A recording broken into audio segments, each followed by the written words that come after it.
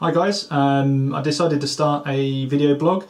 I'm just going to be covering news from the web, tips and tricks and reviews of things, or just anything else that pops to mind really. So if you fancy following along, just hit the subscribe. I'd really appreciate it, or let me know what you'd like me to cover in the comments. Always happy to hear. So let's get started.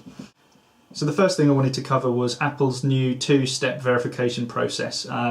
This came out, I think it was last week, and it's a process which has been used by Google Mail for a while now and Facebook, but what it allows you to do is just add an extra layer of security to your account. So by two-step, it means that you also require your phone as well. So if you go to log in on a device or a PC that you haven't logged in before, it will send you a code, and you need to put that code into the form. So this just verifies that not only do you know your password, but you also have your phone, because only you will have your phone. So it's kind of good peace of mind. I would definitely recommend having it if you're using your email, because your email is kind of the thing that you need to keep the most secure, because you can use it to reset passwords for your other accounts. It does add an extra stage which, although it enhances security, it kind of reduces accessibility a little bit, but it's not that much of a big deal really. It just sends you a code, just put it straight into the form and away you go. I just requested this for my account, so if you go to I'll put the link in the description below, the Manage Apple ID page, and then it's passwords and security, and then just request the two-step verification. I think it takes a couple of days for it to go through, but once that's set, you should be good to go. The next thing I wanted to talk about was Siri. I got a new iPhone, an iPhone 5, a couple of days ago, and I thought it would be good to start using Siri, just because I've been a bit behind with it really. I've seen everyone else has had it for a while now, but I haven't had that. I've come from an iPhone 4, and I wanted to give it a try.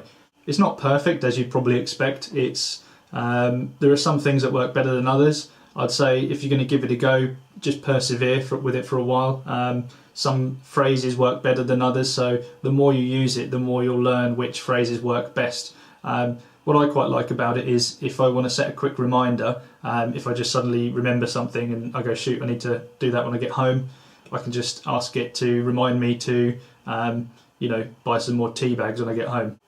If you do that, it will add the event straight to your reminders. You don't need to think about it anymore. So it's kind of convenient.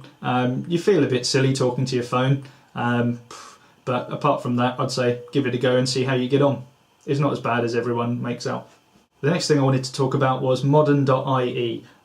It's a site from Microsoft, an official Microsoft site. So and it allows you to test your websites that you're building in the Internet Explorer browsers, the different versions. I think it goes back to IE6. Let me just check.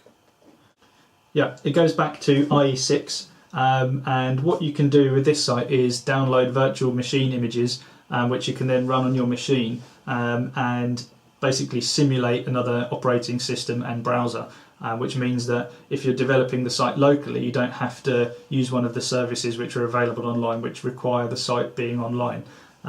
It works pretty well, and actually, even though it's a Microsoft tool, it works. They've also got support for Linux and Mac as well, so it's really, really good. Definitely give it a try. It depends on the site you're going to set up. Some people, if your audience is going to be quite widespread, and you're going to require Internet Explorer 6, then this is going to be really, really useful for you. If you're not so bothered about some of the older versions, you'll still find it useful, and it's still good to see how it works on even the later versions of Internet Explorer. So I'll put the link in the description below, and give it a go. It's completely free, and it requires, if you're running it on Windows, you can set this up with VirtualBox, VMware or Virtual PC. If you're running a Mac, you've got VirtualBox, VMware and parallel support, and if you're running Linux, you've got VirtualBox support. So and that's a free to download open source virtualization package. So definitely give that a go.